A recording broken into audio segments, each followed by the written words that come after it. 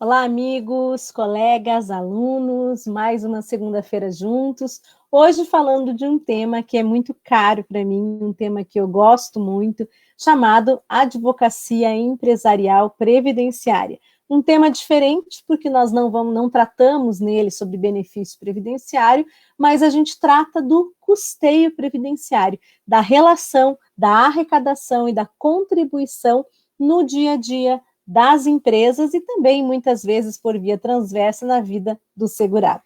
Hoje eu começo o programa de um modo diferente. O nosso convidado está saindo de outra live e está vindo aqui para a nossa. Então, eu vou iniciar falando para vocês um pouquinho da pós-graduação e aproveitando para dar boa noite para o pessoal que já está conosco. Então, aqui, boa noite para Chiquinha Nascimento, para Tânia Cristina Teixeira Carvalho, para Valéria Fundão.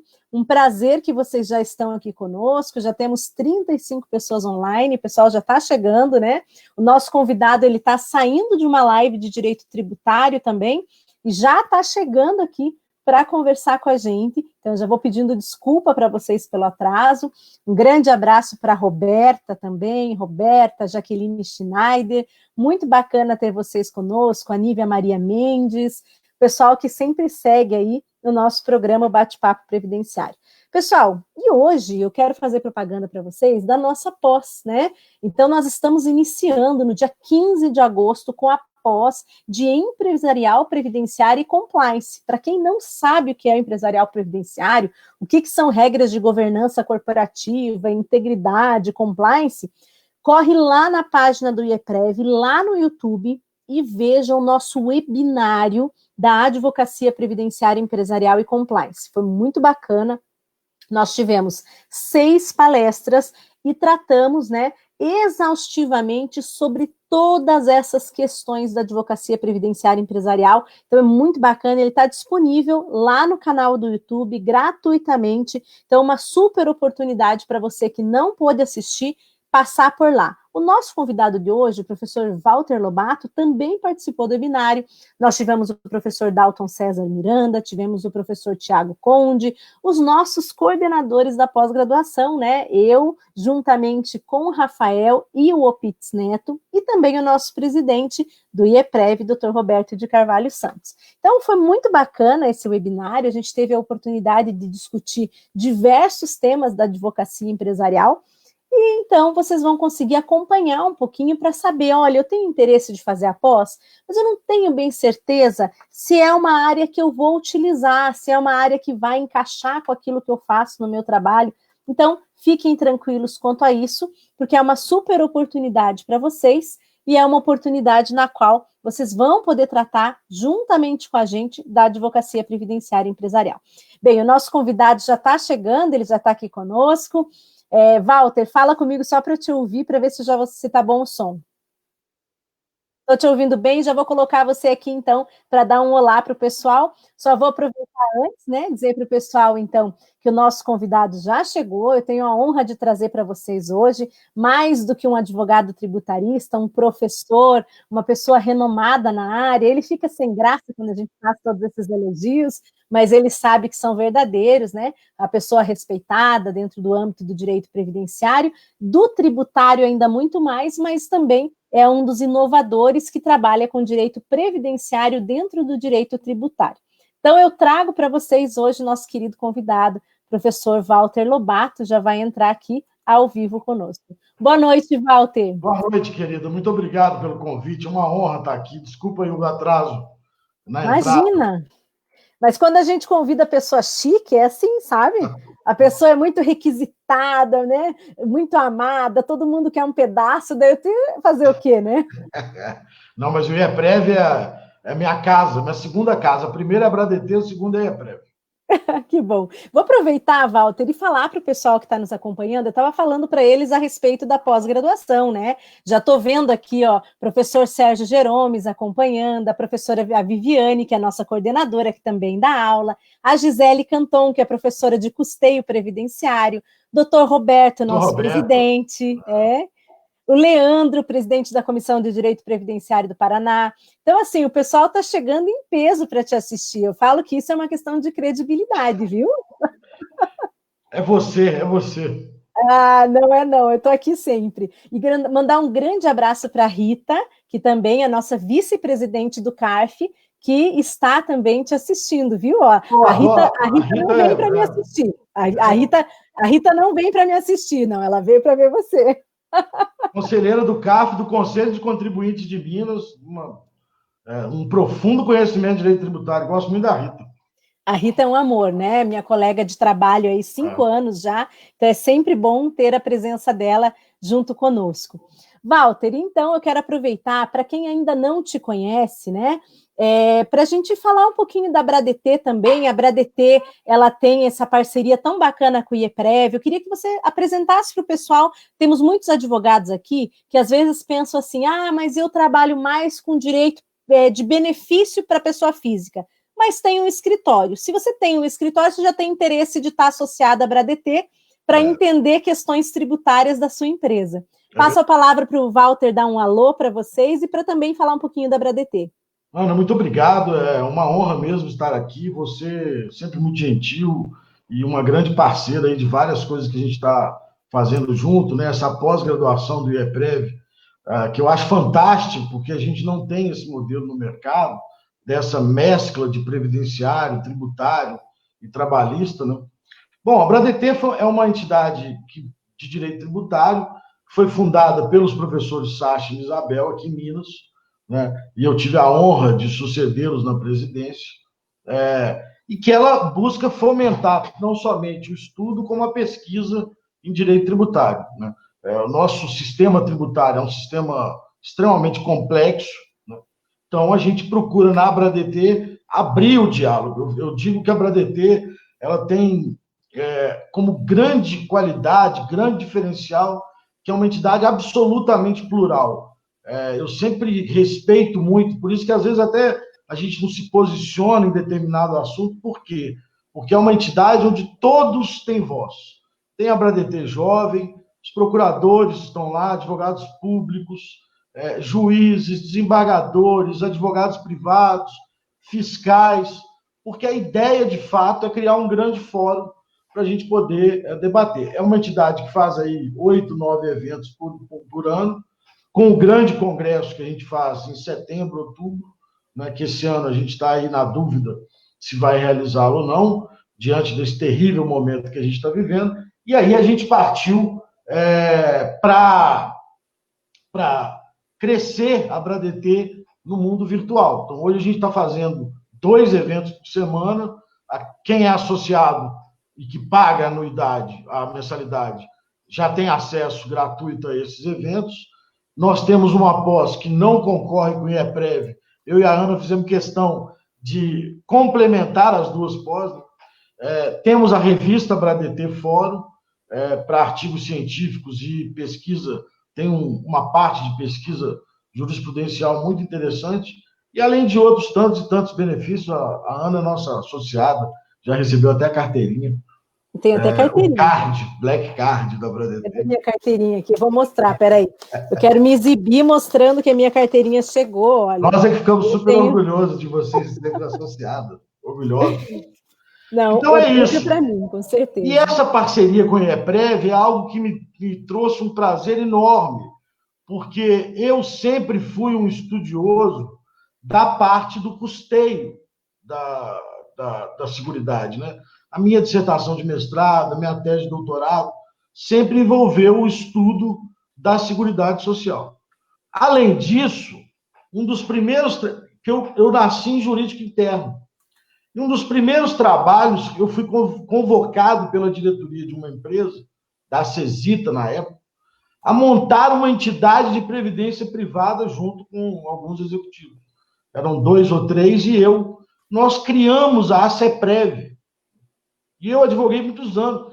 E a previdência privada tem uma correlação absolutamente direta, né, com a previdência social. Todos os requisitos e conceitos de lá vêm para cá. A concessão do benefício daqui depende da concessão do benefício de lá. Então, eu sempre tive muito próximo dessa linha previdenciária e tributária. Quando a gente se conheceu e passou a construir essa parceria que hoje existe, Isso me deixou extremamente feliz, assim, por isso, porque eu me sinto muito bem perto dos meus amigos previdenciários. E quando eu fui, então, no congresso do IEPREV, eu falei, meu Deus, meu sonho um dia é ter um congresso desse. Que é um congresso maravilhoso, grandioso, ao mesmo tempo acolhedor. O congresso do IEPREV tem algo que eu ainda vou descobrir o segredo, porque ao mesmo tempo que ele é grandioso, ele é meio mineiro, porque ele é acolhedor. Parece que você está na cozinha lá, comendo, tomando um cafezinho, comendo um queijinho. Então, eu me sinto muito em casa no IEPREV, por isso que eu estou tão feliz de estar aqui. Que bom, Walter. Eu fico muito feliz de ouvir tuas palavras. É uma rasgação de seda só. Você sabe que o dia que você me convidou, a primeira vez que eu fui falar no Congresso da Bradet, eu fiquei me sentindo gente grande, assim, sabe? Nossa, eu vou falar no Congresso Internacional de Direito Tributário. Foi uma coisa louca, assim, vou te contar. Você sabe, já te contei essa história, né? E aí você me convidou no outro ano de novo, depois me convidou em outros projetos, e quero te dizer que a recíproca é verdadeira. Mandar um E grande nós abraço também. devemos a intermediação dessa amizade ao nosso querido amigo Tiago Conde. Né? É verdade, um grande abraço para o Tiago, que graças a ele a gente pôde se conhecer. E eu quero mandar também, Walter, um abraço para a Tatiana A Migiana, Tatiana, que ela está aqui com a gente brilhante. também conselheira, né? Conselheira da terceira sessão, Câmara Superior. Então, um grande abraço para ela, que também está aqui conosco. Bem, eu já estou vendo que você está sendo muito agraciado com as presenças aqui, né? Estou ficando enciumada já desse povo todo que não vem para me ver, né? Mas vem para ver o Walter. É isso. Mandar um grande abraço também para o Opitz Neto, que é coordenador da pós-graduação, junto comigo, junto com o Rafael. Doutor Opitz Neto é médico e advogado, então tem bastante conhecimento em segurança, saúde do trabalho e legislação trabalhista previdenciária. Então é um prazer também dividir junto com ele. Quando o Roberto me falou que eu podia escolher mais alguém para coordenação, né? Eu fiquei muito feliz, porque a ideia, Walter, dessa nossa pós, como você sabe, é a gente trazer na verdade, a interseção, né? Eu sempre falo, entre o direito tributário, trabalhista, previdenciário e as normas de segurança e saúde. Então, embora nós tenhamos aí no mercado muitos produtos que falam da advocacia previdenciária empresarial, a gente quer trazer um diferencial justamente porque nós vamos tratar com profundidade dos formulários de segurança e saúde, das questões das NRs, das questões de compliance, governança corporativa, integridade. Mas eu vou começar, Walter, porque a gente não tem roteiro, né? Você é uma pessoa que conhece tanto essa matéria que a gente nem combinou o que ia falar.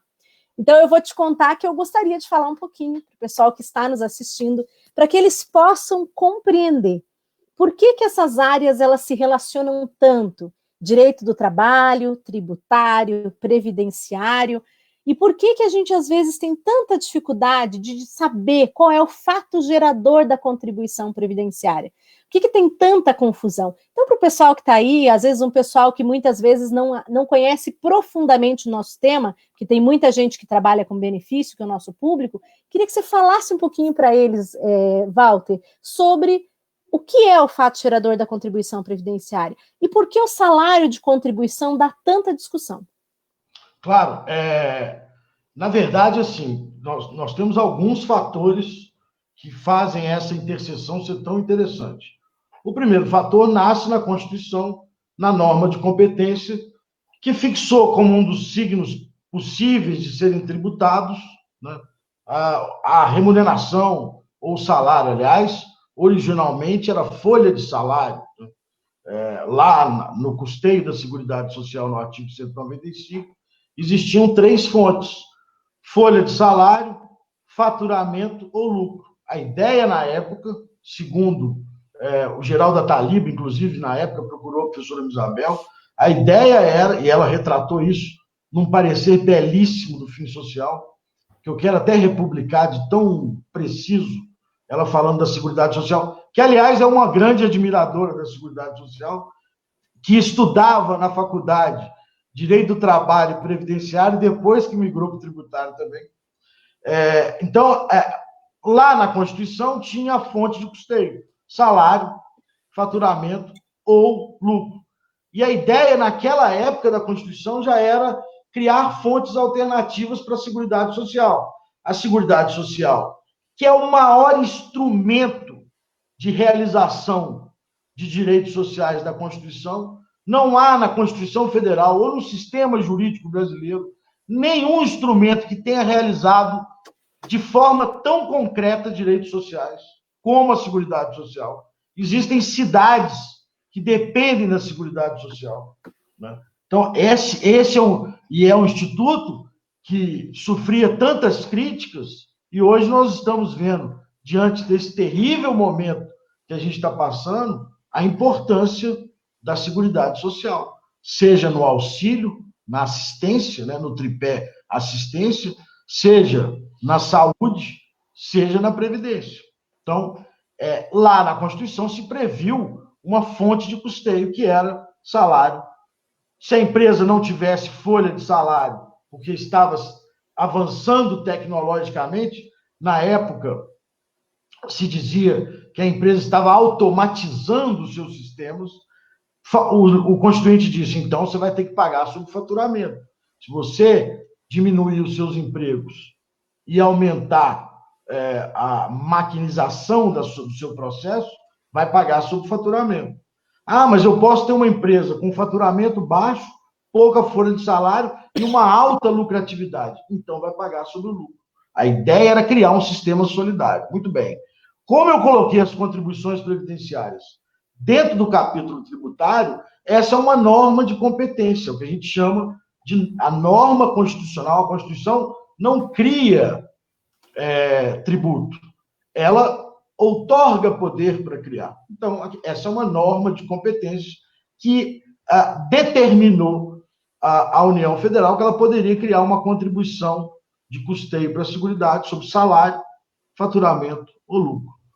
Com o tempo, a União e toda a problemática, todo o sistema tributário brasileiro, que é injusto, inseguro e complexo, todos os problemas nascem da ausência de receita de União, Estados e municípios. Quando apertou que eles não tinham dinheiro, a União avançou sobre as contribuições, enquanto que estados fizeram guerra fiscal e avançaram sobre as taxas, municípios fizeram guerra fiscal e avançaram sobre as taxas, a União encontrou nas contribuições um terreno fértil para aumentar a sua carga tributária.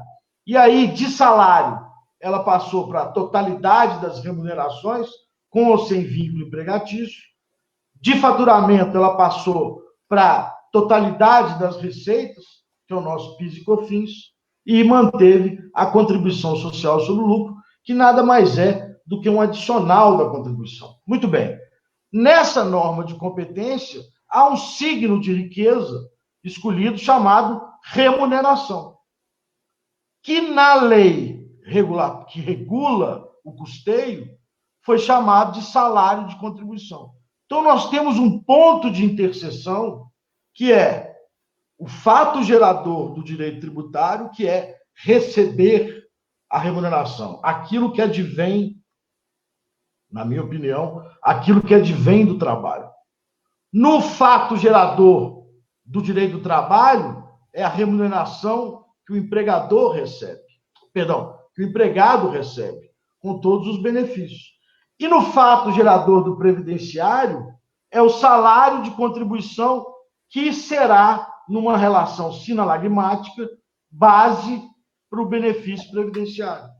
Então, esses pontos de ligação conceituais é que levam a tantas discussões que nós temos tributário. Você que é uma grande conselheira do CARF sabe quantas parcelas por lá passaram. Outro dia eu fui fazer uma palestra sobre parcelas que, discutidas em juízo, se incide ou não incide contribuição. Eu tive que fazer uma tabela do Excel, porque o STJ decide de uma forma, o Supremo decide de outra forma. Por conta da dificuldade da linguagem de estabelecermos qual é o conceito de remuneração. Para mim, remuneração é a contraprestação do trabalho realizado. Mas tem gente que defende que remuneração é tudo que vem do contrato de trabalho. Eu não concordo. E essa é a grande discussão. E, como eu estava discutindo outro dia com o pessoal do Rio, sobre teoria dos precedentes, o Supremo, o Poder Judiciário no geral, ao invés de pacificar a matéria e estabelecer o conceito, olha, remuneração é tudo que advém da contraprestação, de forma habitual. Ele julga casos concretos. E ao julgar casos concretos, o que acontece é que o Poder Judiciário vira um órgão de consulta. Então, toda parcela nova que surge, e o fato social é muito mais dinâmico que o direito, toda parcela que surge vira motivo de litígio. Aí tem bônus de retenção, PLR, abono, que é um negócio antigo que voltou agora, prêmios. E se a gente ficar, se o direito ficar na ilusão de que acompanha o fato social, nós vamos ficar o tempo todo discutindo uma lista de parcelas a serem consultadas ao judiciário. É isso, na minha opinião. Além de outras coisas interessantíssimas. Por exemplo, eu não sei se foi com o Roberto, acho que foi, que a gente estava discutindo aquele sábado, que eu tenho várias autuações que dizem respeito diretamente às normas de segurança do trabalho, que é aquele adicional da aposentadoria especial. Basicamente, a minha autuação, que envolve milhões de reais, diz respeito à empresa ter ou não ter cumprido as NRs. Se a empresa concedeu ou não, se a empresa concedeu ou não, EPIs e EPCs para os seus empregados. Nós temos um caso do Supremo agora, que eu escrevi até um artigo com uma ex-sócia que agora resolveu seguir o caminho mais da academia, e em breve será conselheira também do Conselho de Contribuintes daqui. Nós escrevemos um artigo sobre superação desse precedente. Há um precedente formado no Supremo Tribunal Federal, numa demanda previdenciária de um motorista de ônibus, que se discutia se o ruído pode ou não ser amenizado pelo EPI. O Supremo, com base em 2, 3 artigos que foram apresentados, decidiu, que qualquer EPI que neutralizar o agente não tem direito à aposentadoria especial. E ao não ter direito à aposentadoria especial, a empresa não precisa pagar o adicional. Vejam a vinculação. Né? Mas no caso do ruído, o Supremo disse, mas não há EPI que neutralize os efeitos do ruído. Portanto, se você está submetido ao ruído, você terá direito à aposentadoria especial. Isso era um motorista de ônibus e era uma demanda previdenciária. Qual é o impacto disso? Se isso é levado ao tributário, lá da lei de custeio, do que consta da 8.212 e da 8.213, as empresas que têm seus empregados expostos a ruído, apesar de fornecerem EPI e provarem que isso reduz a exposição, essas empresas, a seguir a jurisprudência do Supremo, terão que pagar um adicional de aposentadoria especial. Vejam a ligação umbilical do direito previdenciário com o direito tributário. Então, essa autonomia do direito, ela serve para melhorar a didática. Mas se esses ramos se separarem, ele vira um sistema absolutamente caótico. Veja, como que eu posso dizer os efeitos da incorporação no direito tributário sem saber o que é incorporação do direito societário? Então é a mesma coisa. E a origem das contribuições sempre foi de uma relação sinalagmática. Eu pago a contribuição para que o meu empregado tenha acesso à saúde, assistência e previdência. A contribuição sobre folha, que certamente será o objeto mais questionado depois dessa pandemia, mas a contribuição sobre folha tinha que ter um caráter sinalagmático. A base que serve à previdência para calcular o benefício, ainda que com teto, deveria ser a base do direito do trabalho para considerar o que é salário e, obviamente, a base para tributar na tributação sobre a folha. Por quê? Sim. Porque nós somos especialistas, mas o contribuinte precisa receber uma mensagem clara, estável e segura. Você imagina chegar para o empresário, ele reúne os seus 3 advogados e faz uma pergunta. Minha querida advogada previdenciária, para você o que é salário de contribuição? Aí ele vai para outra sala, uma sala separada, igual aqueles interrogatórios de seriados policiais americanos, e pergunta para o seu advogado trabalhista, meu querido advogado, para você o que é salário? E aí ele vai para a terceira sala, a última, e pergunta para o advogado tributarista, para você o que é salário? Esse empresário sai das 3 salas e fecha a empresa, porque ele teve 3 conceitos diferentes. É verdade. Excelente, Walter. Muito boa isso. essa colocação. Então, assim, compreendendo essa dificuldade, assim, eu gosto de falar muito assim, né, Walter? Você sabe que você já me viu falar disso várias vezes, você sempre me convida para falar desse tema, e eu sempre digo assim, olha, o salário de contribuição, ele é uma coisa para o direito previdenciário e outra para o direito do trabalho. Por quê? Porque o direito do trabalho, ele traz questões fictas que não se relacionam com a contraprestação, né? Nós temos a CLT, que ela traz um conjunto de direitos relacionados à relação entre patrão e empregado, mas que nada tem de reflexo com o direito tributário, já que a Constituição é muito clara e a lei de custeio no artigo 22, ela fala, olha, é aquilo que é contraprestação do trabalho. Então, aqueles direitos advindos de uma legislação protetiva, que se refere a um contrato, uma relação entre 2 pessoas, entre 2 particulares, na maioria das vezes, ou entre um particular e a administração pública, quando contrata, né, sem ser pelo funcionalismo público. Então, lá a gente tem uma relação que ela é exclusivamente advinda de um conjunto de direitos trabalhistas, fictos, que não se relacionam com contraprestação. Já o direito previdenciário, ele não pode tributar aquele mesmo particular por causa desse bojo de direitos fictos que muitas vezes a gente tem na CLT. Quando eu me refiro a direitos fictos, a gente pode falar aqui, terço constitucional de férias, né? A gente tem aí primeiros 15 dias do auxílio-doença, que são claramente fictos. Mas tem uma outra coisa que eu acho bem importante de pontuar para quem está começando nessa área, e eu vou devolver a palavra para você, que é o seguinte, nós temos 3 tipos de autuações assim, mais claras no direito tributário, pelo menos eu sempre divido elas assim. Nós temos essas questões fictas, que estão na folha, mas que a gente não tem bem certeza que elas são a contraprestação do trabalho.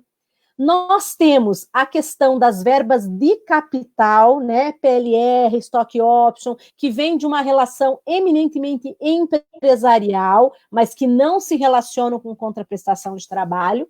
E nós temos aqueles chamados benefícios, que são, por meio da Constituição, considerados isentos da contribuição previdenciária, mas que exigem, muitas vezes, e a gente vai chegar no ponto X, uma interpretação daquela pessoa que vai representar a administração pública no momento da autuação. Então, nós temos lá um conjunto de direitos que seriam os benefícios que seriam dados pela empresa, no momento no qual eu sempre falo que a empresa se reveste do poder de Estado e vai auxiliar a consecução da qualidade, né, de vida, de tudo aquilo que deveria ser dado pelo Estado e não é. Escola, saúde, previdência, um conjunto de coisas. Então, a gente tem 3 tipos de autuação diferentes. E eu queria que você falasse um pouquinho para o pessoal que está nos acompanhando o que dentro desse contexto é o salário indireto e por que, então, esses benefícios são tão difíceis da gente conseguir identificar. E aí fica difícil para o empresário, porque o empresário, de certo modo, ele acaba ficando também numa saia justa, porque você falou, a legislação fala uma coisa, às vezes a legislação não fala uma coisa, mas aquilo é aplicado como se falasse, há uma extrapolação na interpretação, na possibilidade de interpretação do agente. Nós temos, é claro, aquele empresário que passa dos limites, isso sempre existe também, mas uma grande maioria se baseia muitas vezes na jurisprudência, ou se baseava numa jurisprudência do CARF e de repente descobre que a interpretação muda. Queria que você falasse um pouquinho sobre todas essas vertentes do salário indireto e o que é o salário indireto, para quem está começando e não sabe. Eu acho que você sintetizou tão bem no que você falou agora, que eu acho que a gente vai falar de música, futebol não, esse ano eu não posso falar de futebol. É só de música. Você já nada de futebol, não pode exatamente falar de isso. Não, futebol esse ano eu não posso falar. Eu não gosto de futebol, só gosto de basquete, tênis, futebol. Eu cortei do meu calendário, espero voltar com ele em 2021, mesmo assim tenho minhas dúvidas. Bom, é exatamente isso que você explicou, Ana. Você tem uma relação, né? Eu vou dar dois exemplos que mostram a incoerência sistêmica nossa, muitas vezes, nos julgamentos. Primeiro exemplo uma vez eu estava fazendo sustentação oral no CARF sobre um caso de PLR e eu estava perdendo o caso porque era uma parcela fixa de PLR, numa meta genérica, paga uma única vez e de forma linear. E aí, os conselheiros, com razão, disseram: olha, essa PLR sua não tem meta, é um valor fixo. Então, eu não posso entender que isso é PLR. Então, eu acho que tem que manter a tributação com todas as multas. Eu, da tribuna, muito respeitosamente, pedi a palavra e disse o seguinte: olha o absurdo que nós estamos chegando. Não é PLR, porque vocês acham que tinha que estar todas as regras, fórmulas, etc. Então, vocês fazem o seguinte: vocês riscam onde está escrito PLR e escreve abono. Aí vocês vão dizer que pode, que o abono linear, previsto em acordo e pago a todos os empregados, não incide. Veja que loucura. O abono que não tem meta nenhuma, desde que linear, previsto em acordo, não incide. E a PLR, que é lotada de meta, que tem que ter um monte de requisito, porque senão não passa pela jurisprudência do CARF, incide.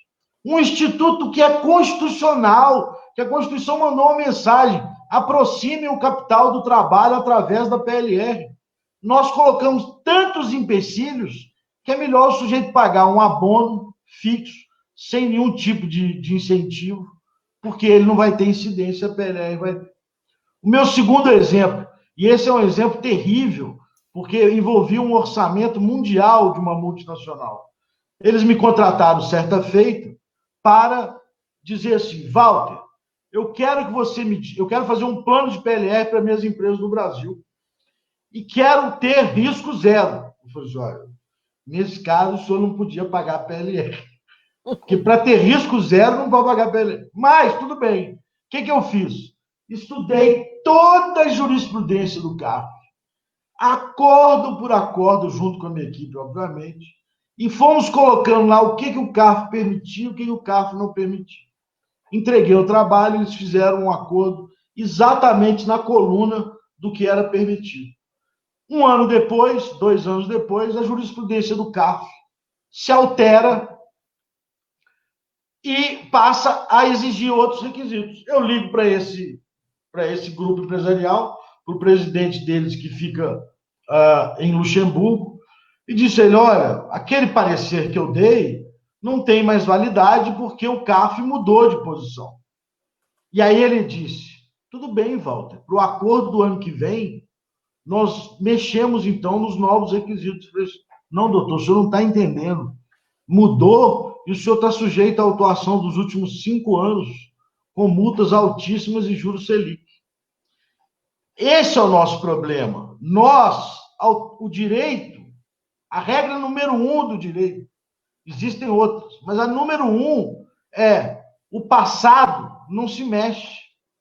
O passado tem que ser seguro, porque o passado se regulou pelas normas então vigentes. E essa regra no Brasil é constantemente desrespeitada. Então, esse é um problema grave, né? Mas você falava, eu sempre fiz uma divisão na 8212 em 3 aspectos, muito parecido com os seus. Mas eu dizia que lá tem não incidências naturais. Ou seja, existem redundâncias na 8212, que ela diz que não incide sobre determinada verba, mas porque não incide mesmo. E se não tivesse escrito na lei, não incidiria. Porque o que é a não incidência natural?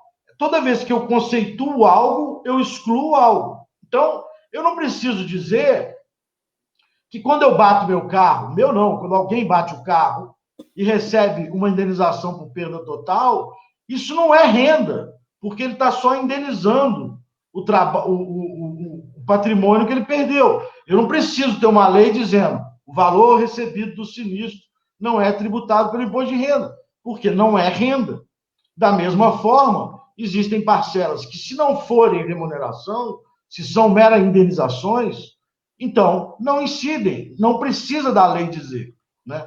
Os 15 dias que antecedem, por exemplo, não tem trabalho, o sujeito está afastado, não tem contraprestação, então isso não é salário. A lei não precisa dizer, é uma exclusão natural do conceito de salário. Existe a segunda parcela, que são as imunidades, aquilo que a própria Constituição já retirou da competência. Existe a terceira parcela, que são as isenções, que são institutos extrafiscais, que a lei procura incentivar determinados comportamentos. E, na minha opinião, existe uma quarta parcela. Por quê? Aqui é importante para vocês entenderem. Por que eu faço essa divisão? Porque quando a gente trata de isenção, o CTN fala que eu tenho que interpretar literalmente. Beleza.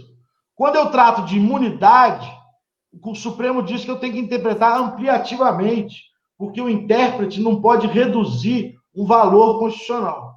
Aí eu pergunto a vocês, e quando for uma isenção em que o particular está fazendo o papel do Estado e concretizando um direito social?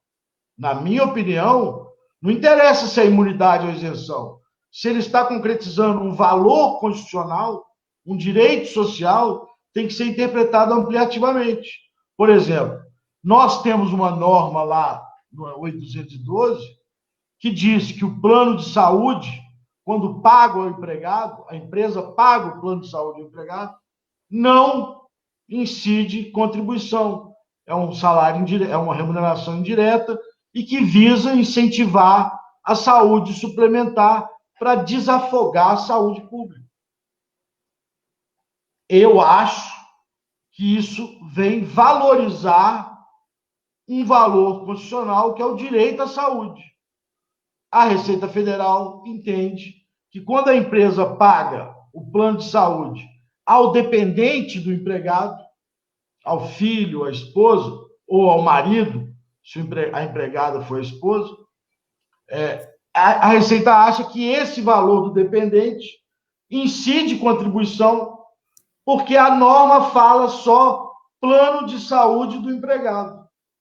Ora, na minha opinião, a intenção da norma é preservar o valor saúde. Aquele dependente, o filho, a esposa, o marido, sequer trabalha para a empresa. Aí eu disse, das duas, uma. Ou isso não é salário, porque quem está recebendo não é empregado, ou isso é a extensão do direito à saúde. Então, eu separo nessas categorias. Né? Existem, de fato, parcelas difíceis de você precisar se é salário ou não é, porque tem uma certa contraprestação, etc. É difícil você, por exemplo, precisar o que é habitualidade, o que é pago com habitualidade.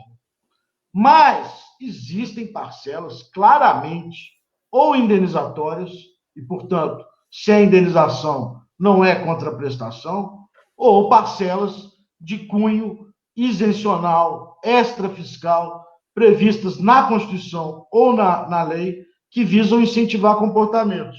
Essas parcelas não podem fazer parte da contribuição sobre folha.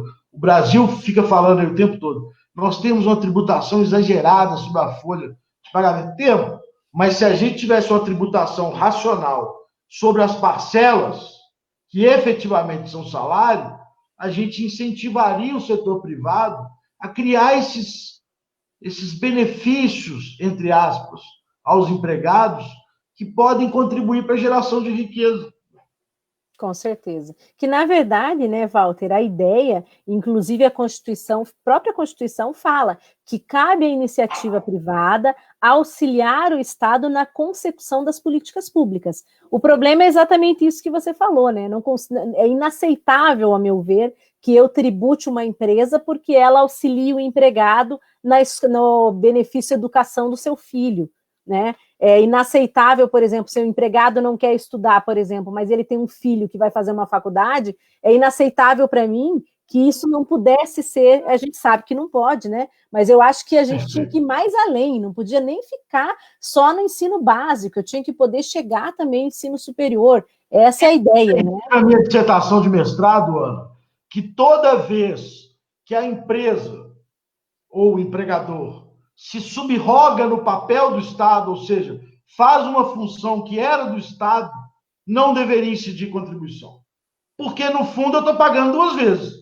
Eu estou pagando para fazer uma função que era do Estado e ele não tem condições de fazer, por diversos motivos, e aí estou pagando de novo para financiar aquela função que o Estado não está fazendo. Então, sim, quando eu pago plano de saúde, é saúde suplementar que a saúde pública não deu conta. Quando eu pago escola particular para o filho do empregado, é a escola pública que não deu conta. Então, toda vez que o particular exerce a função do Estado, que é a priori do Estado, para mim não deveria existir contribuição, porque é como se eu estivesse pagando o particular pagando duas vezes. E aí, Walter, eu queria entrar agora um pouquinho no tópico, né, assim, da ineficiência de um tribunal administrativo que anda em descompasso com o Poder Judiciário. Vou fazer aqui até uma analogia para o pessoal que está acompanhando a gente. Nós, muito tempo, reclamávamos que o CRPS, que é o conselho que cuida de benefício, ele era inócuo. Por quê? Porque nós tínhamos decisões do juizado especial muito mais rápidas, muito melhores, nós tínhamos decisões da própria Justiça Federal muito melhores. Só que houve aí uma reversão ao longo do tempo, Walter, e de 2013, 2014 para cá, hoje o Tribunal Administrativo de Benefícios, ele começou a ser mais benéfico em alguns casos, né, demorado, mas mais benéfico do que o juizado, por exemplo, especial. O que acontece no auto de infração contra a empresa de contribuição previdenciária? A gente tem hoje um descompasso, um abismo entre o que acontece dentro do Tribunal Administrativo e o que acontece no Poder Judiciário. Vou dar um exemplo, né? A questão dos próprios dependentes que a gente acabou de citar. O STJ tem uma jurisprudência aí já conhecida nesse sentido, de que eu não devo tributar a empresa quando há essa consecução do direito por meio do empregado para o seu dependente.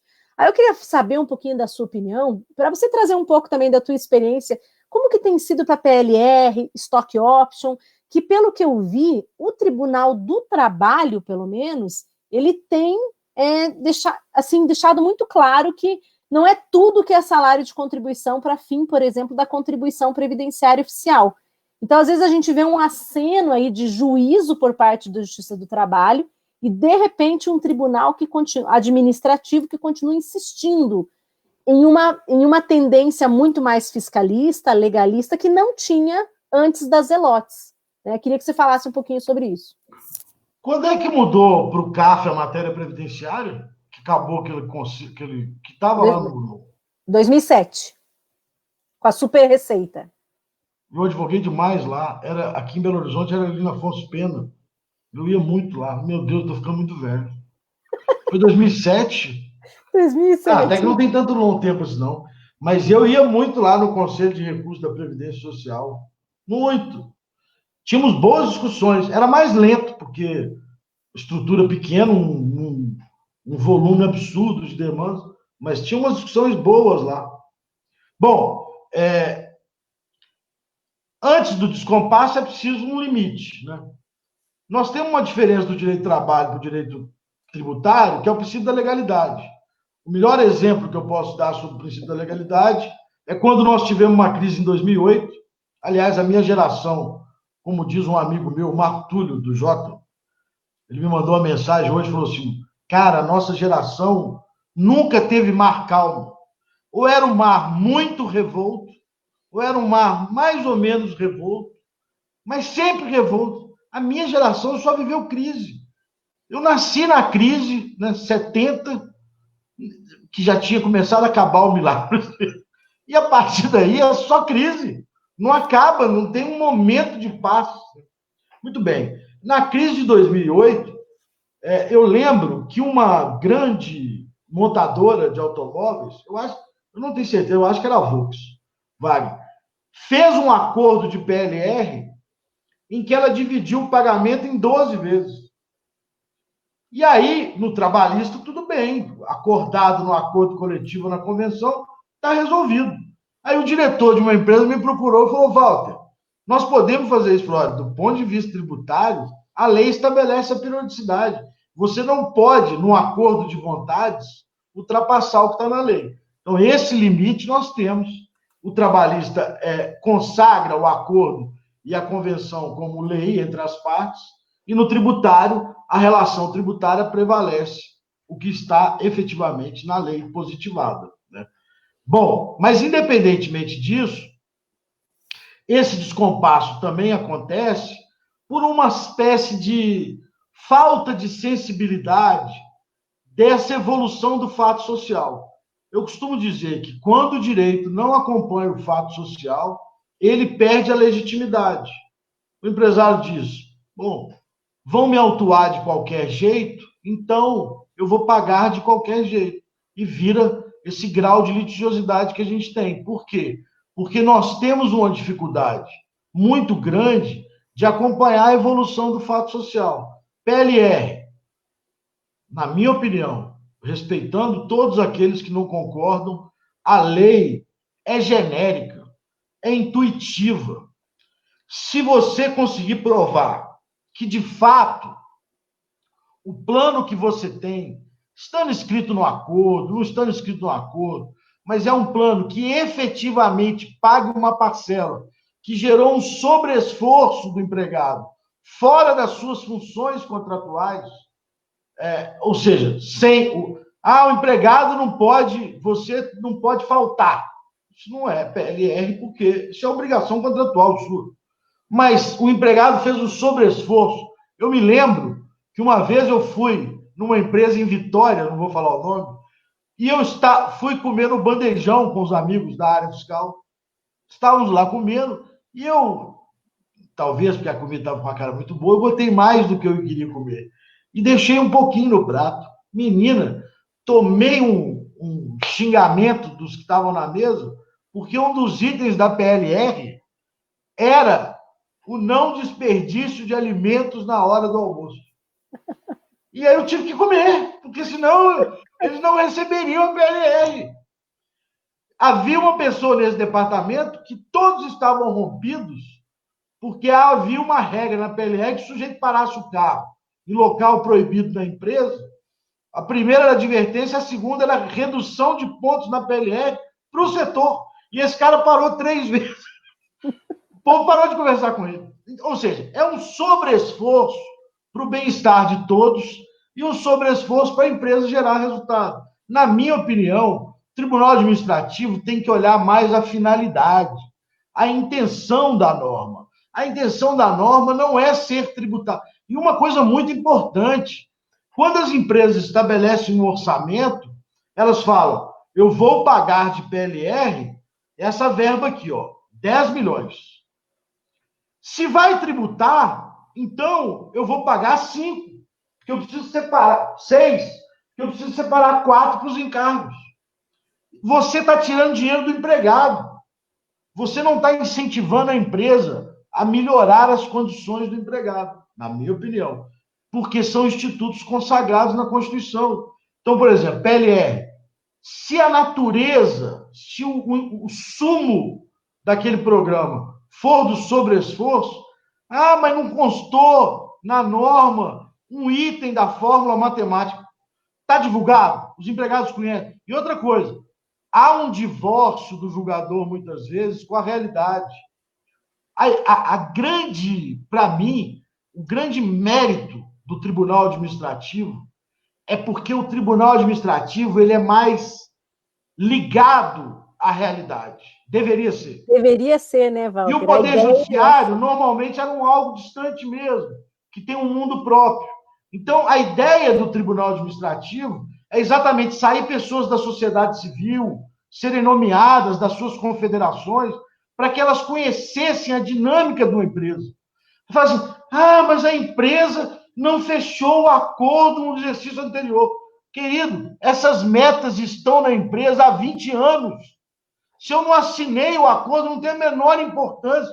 Tem 20 anos que os empregados sabem que são as mesmas metas. Então, essa interpretação do fato social, ela não pode ser chapada. É igual o stock option. Todas as autuações que eu vi de stock option até hoje estavam erradas. Porque o sujeito tributa lá na opção. Mas eu ainda não sei se eu vou receber aquilo. Ainda não entrou no meu patrimônio. Ah, mas ele tributa porque a empresa fez. Não. A empresa criou um valor irrisório ou deu um desconto sobre o valor de mercado que você é meu empregado. Ora, se você é empregado, se eu tivesse um supermercado, infelizmente não tenho, sou advogado, que não supermercado estava bem melhor, né? Mas não tenho. Eu daria preço especial para os meus empregados. Da mesma forma, quando eu ofereço uma ação, eu posso criar um preço especial por você ser meu empregado. Mas quem vai correr todo o risco é você. Sim. Walter, de aproveitar até para o pessoal que está assistindo para dar um pouquinho dessa explicação, que eu acho que é isso que às vezes motiva a gente. Eu empolgo, né? Desculpa. Conselheiro. Não, imagina, está indo super bem. Mas para dizer o seguinte, olha, às vezes é isso que é inconcebível, e eu falo aqui como professora, a meu ver é inconcebível, que eu pegue, por exemplo, uma pequena empresa, e aí quando eu falo, eu não estou falando das grandes, agora vamos falar da pequena. Eu tenho lá a panificadora, né? Não é tão pequena, tem 30 empregados, mas ainda para o governo é pequena, muito pequena, tá? E se aquela pessoa der qualquer vantagem, se ela auxiliar com qualquer coisa, aquilo é tido automaticamente como uma parcela de remuneração. E aí, às vezes, eu impeço que, às vezes, uma pequena ajuda daquele empregador que vai trazer tanto benefício para a vida daquele empregado, ela passa a ser esquecida, ela passa a ser evitada, aquilo vira quase um tabu dentro da empresa. Eu poderia dar a cesta básica, mas eu não vou dar, porque eu já estou dando isso, já estou dando aquilo. Então, assim, todas essas dificuldades que são criadas pela administração pública e que muitas vezes só servem para dificultar a vida do empregado. Eu acho que é importante a gente falar disso, porque às vezes quem defende muito reclamante não se atenta a isso, né? E sai hasteando bandeiras de que a empresa tem que pagar mesmo, a empresa... E às vezes não observa o seguinte, às vezes, principalmente para o médio e para o pequeno empregador, a situação ela é tão difícil que para ele conceder um benefício fica tão caro que quem acaba ficando sem receber é só o empregado. Então, eu acho que a gente tem que falar disso, a gente não pode ter, assim, medo de falar sobre isso, porque, de fato, é o que acontece na prática. Muitas coisas poderiam ser concedidas. Ser punido, né? Mas não necessariamente todo empregador é um fraudador. Exato. E é isso que você falou, há um desincentivo às empresas poderem melhorar os benefícios, porque o sujeito vai fazer o pagamento de uma parcela, ele liga para o advogado, não faça isso, por favor, não faça isso. Não, mas esse empregado deu um exemplo esse mês, fez hora extra e fechou um grave problema que eu tinha aqui, eu queria dar um bônus para ele. Não faça isso, porque o dele vai acabar integrando a remuneração e os encargos, e você ainda vai ter problema com os outros que você não deu. Então, você cria uma marra tão grande que é aquilo que eu falei. O fato não acompanha. A norma ela tem que ser no equilíbrio certo para pagar o empregado que é justo, para contribuir com a seguridade que é importante, mas para incentivar. Quando essa norma começa a desincentivar, tem algo errado nela. Quando essa norma começa a não acompanhar o fato social, tem algo errado nela. E é evidente que o fato social não está sendo acompanhado. Porque você veja, pega um índice das PLRs no Brasil, estão diminuindo. Nesse momento tão importante, né, que a gente vai viver, vou te dar um exemplo. Uma empresa me ligou esses dias e disse comigo, Walter, eu tenho um acordo de PLR. Com essa pandemia, nós não vamos atingir nenhum índice. Nenhum. Eu queria repactuar o acordo, mas está no meio do exercício. Falei, eu te defendo, mas você corre o risco de ser autuado. Imagina, nesse estado que nós estamos de calamidade, O sujeito Mas quer manter a conhecendo, PLR e ele mas tem medo. conhecendo os autos de infração como a gente conhece, a insensibilidade, né, para o fato, como você mesmo falou, a gente sabe o que vai acontecer. E acho que é importante para quem está acompanhando a gente, por que a gente fala tanto de PLR? Que PLR também é uma forma da empresa ser competitiva lá fora, né, Walter? A gente tem que lembrar que o Brasil tem muita dificuldade de ter um preço competitivo, porque as nossas normas são exageradamente pesadas, tanto as trabalhistas como as tributárias.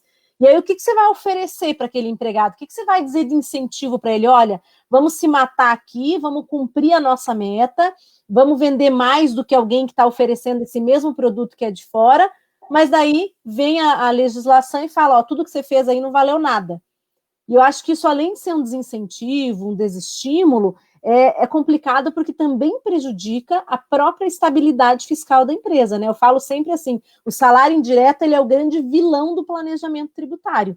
Você planeja tudo bonitinho, você vai tentando se calcar dentro de uma jurisprudência e, de repente, aquilo tudo afunda, como foi em 2015 pós-Elotes, né?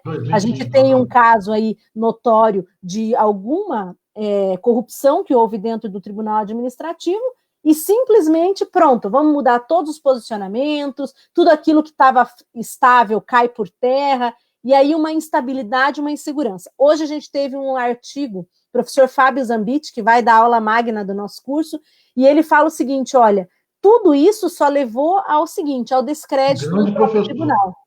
do E Rio de ele fala Janeiro, sobre isso, ele é o da UERJ, e da ele UERJ. fala, olha, tudo isso só leva a um grande descrédito, o descrédito do próprio tribunal, porque acontece uma coisinha com corrupção que nada tem a ver com aqueles autos de infração que estão sendo julgados, e simplesmente os conselheiros que são da Fazenda mudam completamente seu posicionamento, e aí acabam atingindo aquelas pessoas que estavam se planejando. Aí eu pergunto para você hoje, né, para o teu cliente, para quem está ouvindo a gente aqui, se você depender da jurisprudência, o que você fala para ele? Você fala que não dá para confiar? Não pague essa parcela, não faça PLR, pague só o salário, tá bom. E aí que eu falo, na verdade, a nossa defesa de uma jurisprudência, eu sou apaixonado pelo CARF, porque e pelos tribunais administrativos no geral, porque eu acho que é o local onde você conseguiria a maior proximidade da cidadania fiscal. Porque o judiciário ele tem uma lógica e uma estrutura muito difícil de alcançar o fato enquanto que os tribunais administrativos seriam a grande aproximação da cidadania fiscal. Então, e tem o debate, deveria ter o debate, como já tinha no passado, né? Mas hoje, eu digo a ele, não paga a parcela. E aí o que acontece? Esse não é um discurso que eu estou falando a favor da empresa, não. O empregado está perdendo a parcela que ele poderia estar recebendo. É um plus, né? Nós vamos discutir muito tributação de folha nesse país, porque vai precisar gerar emprego. E o emprego no Brasil é caro. Né? A tributação da folha, desde 2003, ela começou a ser revista no mundo, porque com a migração para os serviços, para a tecnologia, a tendência é que grande parte dessa. Né, nós estamos aí no home office, né? Grande parte desse emprego formal vem acabando. Mas veja, eu nem acho que a gente tem, por exemplo, o direito do trabalho sempre foi conceituado como um direito protecionista, né, do empregado, etc. No direito do trabalho se permitiu a terceirização da atividade fim. No nosso direito tributário ainda não. As pejotizações são questionadas a todo momento. Sim, é verdade. Enquanto que no direito previdenciário existe essa previsão desde 91, mas ela não pode ser utilizada porque tudo é considerado, né, fraude, simulação e tudo mais. Walter, antes da gente encerrar, eu queria falar só mais um tema, né? Eu sei que você deve estar cansado. Nossa, passou rápido demais, então não, adorei o papo. Tá muito bom. Eu queria só te fazer mais uma pergunta que eu acho que é interessante aqui para o pessoal que não acompanha, que ainda porventura não conhece o CARF, né? Queria que você contasse um pouquinho para o pessoal, afinal de contas, né, a empresa ela é autuada.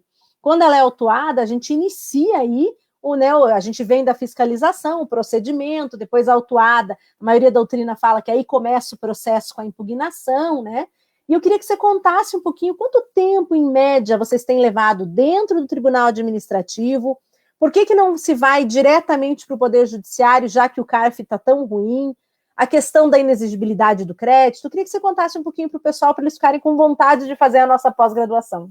Então, eu, quando dou aula para os meus alunos sobre teoria das obrigações, que a teoria das obrigações tributárias, ela se difere muito da obrigação, né, do direito privado. Eu sou doido para escrever um livro que chamaria O Nascimento e a Morte do Crédito Tributário. Nossa, é quase um romance, né? Eu estou achando que é quase um romance. Assim, nascimento e morte do crédito tributário. Mas ainda não deixaram. Então, o que acontece? A teoria das obrigações tributárias, ela é muito diferente, né? O contrato que você tem de aluguel, você faz um contrato, vencido o aluguel, tem que pagar. Se não pagar, o sujeito já vai direto para a justiça te cobrar. No direito tributário, o fato gerador do tributo, por exemplo, o pagamento do salário, que eu tenho que recolher o tributo sobre ele, já não é de cara exigível. No Brasil, 99% dos tributos são lançados por homologação. O que é isso? O contribuinte interpreta a lei, calcula o tributo, recolhe o tributo e reza durante 5 anos para ter feito certo. Se ele não fez certo, e o fisco não pode simplesmente cobrá-lo. O fisco tem que fazer um negócio que a gente chama de lançamento. Tem que lançar o tributo. Então, eu tenho fato gerador previsto em abstrato, que é chamado de hipótese, que quando acontece no mundo real, faz aquele negócio, quando os critérios da norma acontecem no mundo real, é igual aquele filme Shazam, né? A incidência, a subsunção daquilo previsto abstratamente no mundo real. Incide o tributo. Acontece o fato gerador em concreto. E ali nasce a obrigação. Mas ela não é exigível. Ela só fica exigível com um ato administrativo que se chama lançamento. O lançamento torna exigível, declara a existência da obrigação tributária e constitui o que a gente chama de crédito tributário, que aí sim é o que vai se cobrar. Mas como esse crédito tributário ele é feito de forma unilateral, é o fisco que vai na sua empresa, que vai no seu imposto de renda e verifica se você interpretou corretamente e recolheu corretamente, há um processo administrativo que é uma espécie de revisão desse ato unilateral de um fiscal. Então, surge daí a necessidade do processo administrativo para dar uma espécie de aquiescência ou uma revisão daquele ato administrativo. E é para isso que servem as delegacias de julgamento e, numa segunda instância, o CARF, revisar o ato feito por um determinado fiscal que interpretou uma legislação maluca, caótica, e aí depois nós vamos ter o colegiado interpretando. Por quê? Porque, encerrado o processo administrativo, esse crédito é inscrito numa dívida ativa, que vocês já conhecem, e dali se extrai um título executivo extrajudicial chamado CDA. A CDA é o único título extrajudicial que não conta com a aquiescência do credor, do devedor, perdão. O cheque tem minha assinatura lá. Nem sei se existe cheque mais. Eu não uso cheque há 200 anos. Mas o cheque tem assinatura do devedor. Você vai chegar e falar, meu filho, aqui, ó, você deu cheque aqui, você tem que pagar. A nota promissória tem assinatura. Todos os títulos executivos extrajudiciais, em algum momento, contaram com a aquiescência do devedor. A CDA, que é o título que cobra o tributo na justiça, que começa com a execução, começa com uma constrição patrimonial, ela não conta com a aquiescência do devedor. Por isso o processo administrativo, para suprir essa falta de aquiescência e dar àquele título liquidez e certeza. E é por isso que os tribunais administrativos, por exemplo, são paritários. Porque eu preciso já que eu não dou como devedor, o meu representante que está lá vai revisar o ato do Estado.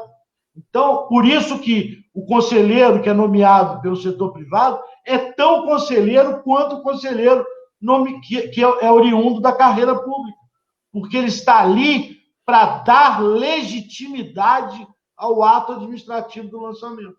É isso, basicamente. Não sei se ela se inventou, mas... Não, foi muito bom, Walter. É incrível, né? Quem é professor sempre, o pessoal está adorando aqui. São explicações que para o tributário são básicas, mas para quem vem do previdenciário são excelentes, né? E consegue já desenvolver, assim, desenhar um panorama para as pessoas compreenderem. Por que a gente busca o CARF?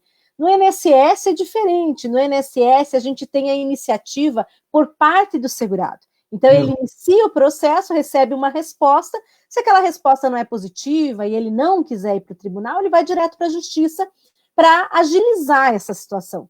Já no caso do CARF, a gente tem uma situação diferente, né? Aqui a gente tem uma iniciativa que muitas vezes ela vai ocorrer, muitas vezes não, ela vai ocorrer por meio da fiscalização e do auto de infração por parte do Estado, é o polo contrário, né? É o inverso da questão do benefício previdenciário. Em razão disso, a gente tem uma situação que obriga o contribuinte a se defender e que muitas vezes para ele é mais vantajoso ele manter essa discussão toda na esfera administrativa pela inexigibilidade, né, para só depois discutir na justiça. Então, acho que respondeu muito bem. Esse período fica suspensa a exigibilidade, né? E ainda tem uma chance, quer dizer, apesar dessas nossas críticas ao CARF, eu já tive muito êxito em demandas de nível previdenciário lá, de assunto previdenciário. A gente tem ótimas discussões lá. O que eu acho é que o CARF precisa se aproximar mais da realidade, dos fatos que aqui acontecem fora. Ele pode contribuir muito mais com o que ele já contribui. Mas muitos contribuintes obtêm muitos êxitos no CARF, assim, resolvem muitos litígios. Com certeza, né? A verdade é que nós precisamos tirar o tributário da justiça. Eu estava tendo uma live antes dessa aqui agora, a gente estava discutindo isso. Tudo vai para a justiça. Existem no tributário agora, está se discutindo muito postergação de tributo por conta da pandemia. Estava vendo um dado lá que tem mais de 5 mil ações sobre esse assunto. 50% das demandas que estão no judiciário hoje são de natureza tributária. Nós não vamos chegar a lugar nenhum. Nossa, e você imagina ainda que, sem contar, né, que só da parte previdenciária a gente tem também uma judicialização de benefícios gigantesco, ou seja, é uma administração, é um Estado que não conversa com a população. Não representa legitimamente os direitos nem os deveres e não conversa, então tudo se judicializa, né?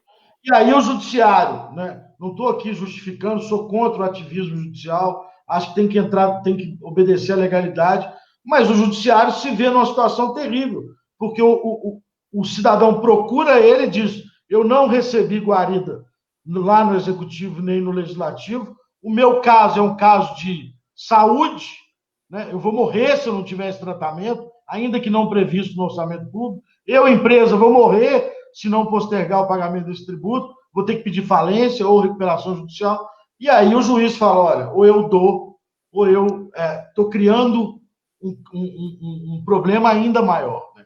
Então, a gente terceiriza para o judiciário aquilo que deveria ser um pacto social. Exatamente. Walter, muito bom. Vou aproveitar aqui e colocar só a propaganda da pós, ó, para dizer que o pessoal aqui acompanhar a gente na pós-graduação. Eu vi falando aqui do Alessandro Mendes, está lá também, não está? O Alessandro vai dar aula para nós também. Rafael, ótimo professor. O Alessandro é um professor excelente.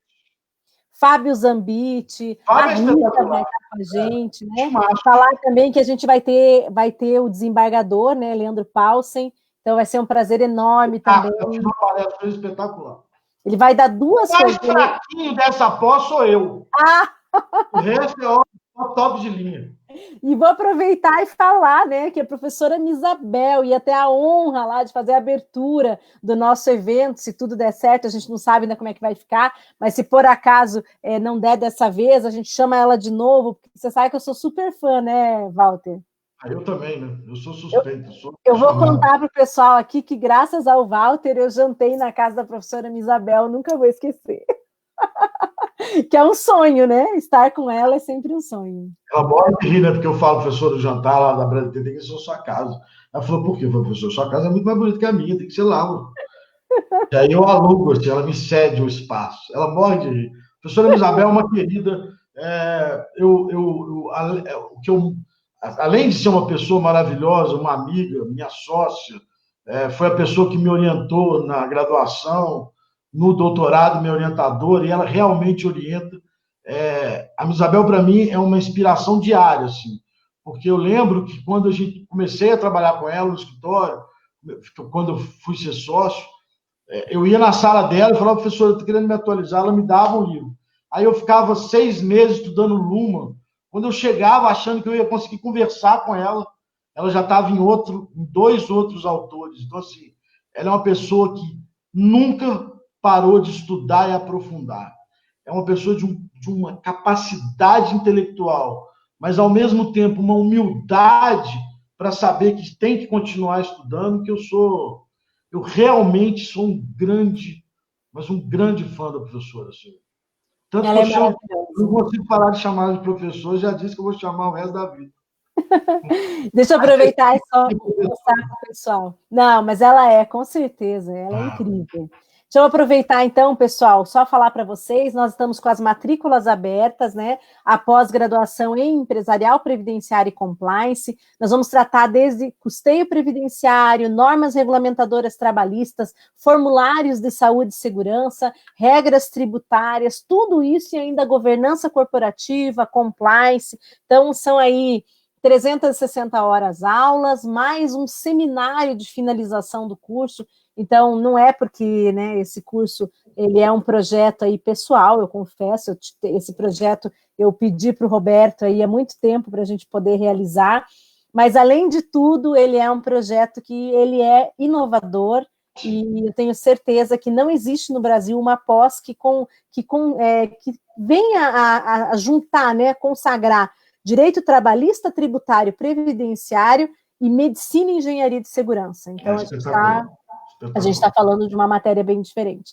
Walter, querido, então eu tenho que te falar que é sempre um prazer tê-lo conosco, né? Não só pela nossa amizade, pela admiração, pelo trabalho que você desenvolve no escritório, né? Super famoso, Sacha Calmon e Isabel Dez, então é um escritório de renome, não só por isso também, mas pelo teu papel de professor, presidente da Bradetê. Então, primeiramente, quero te agradecer em nome do IEPREV, em nome do Dr. Roberto, em meu nome, que é uma honra para nós a sua presença, a parceria com a Bradetê.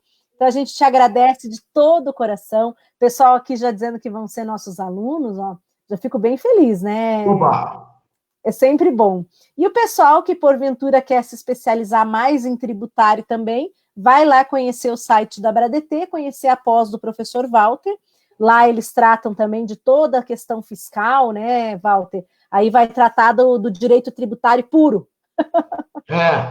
Mas quem quiser, eu sou um completo apaixonado pelo direito e pela sala de aula, então quem quiser conselho, eu vivo ajudando as pessoas aí nas redes sociais, só me procurar.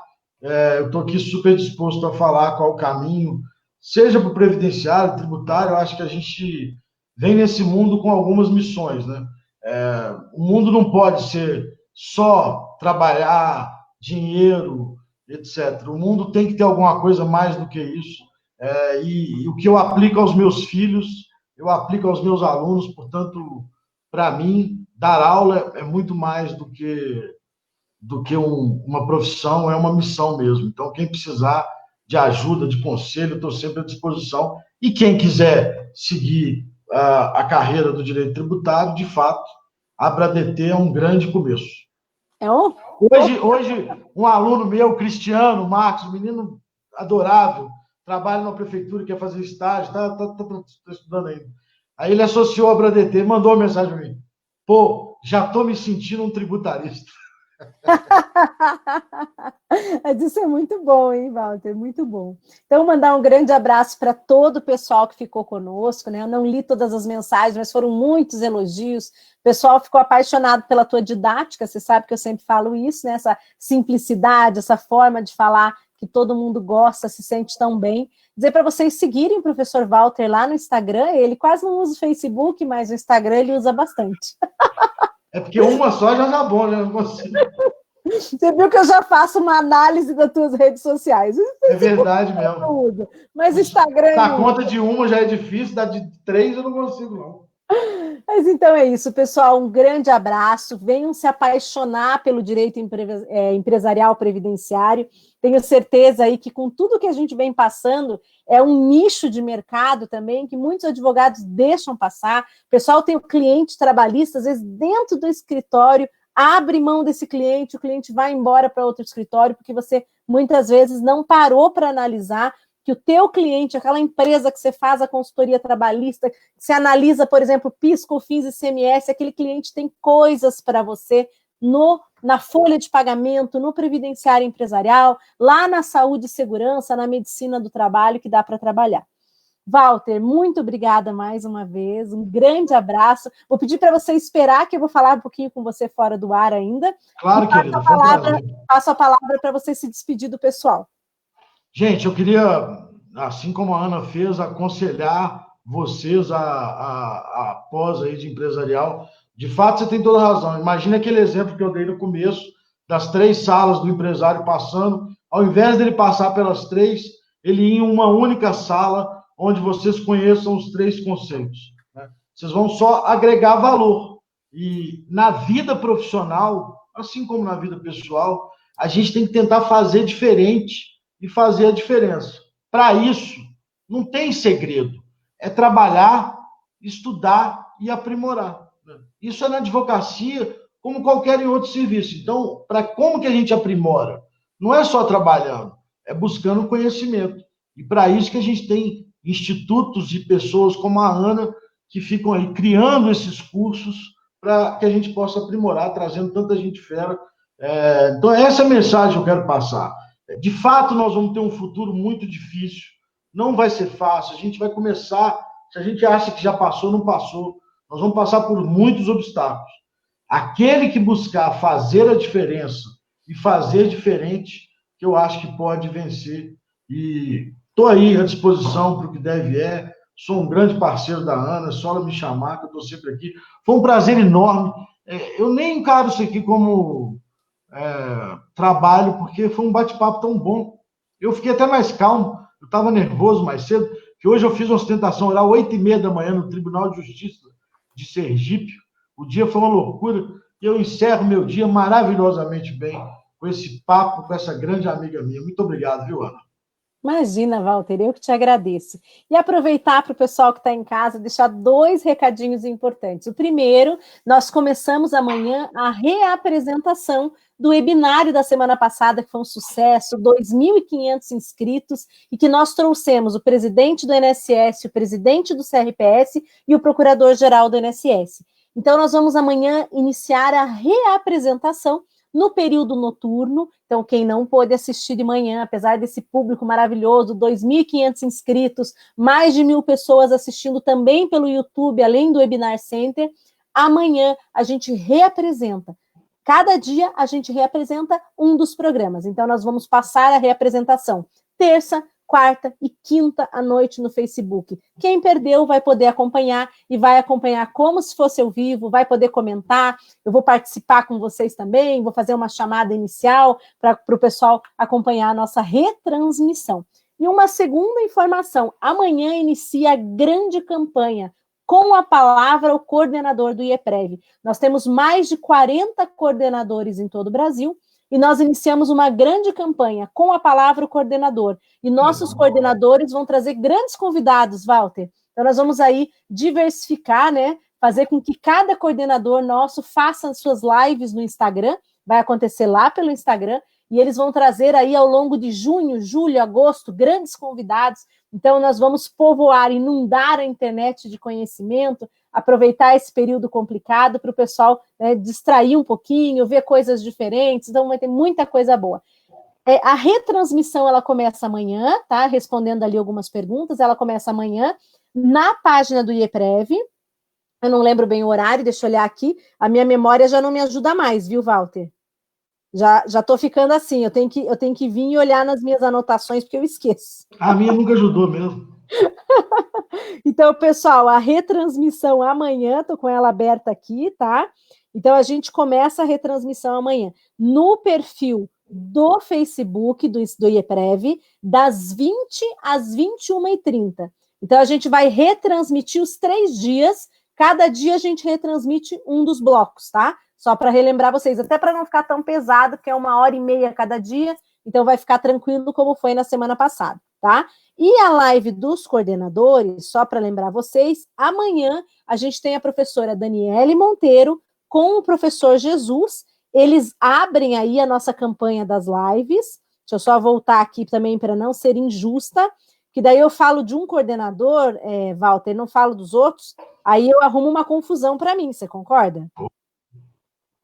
Então, eu vou abrir aqui direito, pessoal, me esperem um minuto, só para não ser injusta. Ó, então, a gente começa amanhã com a professora Daniele Monteiro, entrevistando o professor Jesus Najib, tá? Daí, na sequência, a gente tem também a nossa queridíssima Simone Santos, coordenadora, entrevistando a professora Heloísa Pancotti, e ainda essa semana, a nossa coordenadora Marli Marçal, entrevistando o professor Malcolm Robert.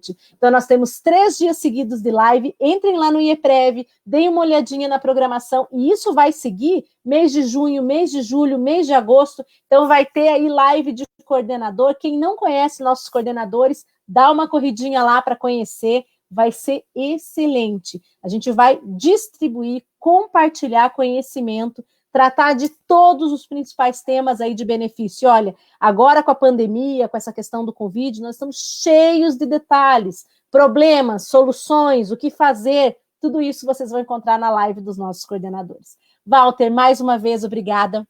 Beijo grande para você. Beijo para todos aí. Me chama de novo que eu venho. Mas vou chamar, imagina se não. Agora você vai virar uma figurinha carimbada aqui no nosso programa. Combinado. Um beijo, pessoal. Até mais. Até segunda-feira que vem. Tchau, tchau.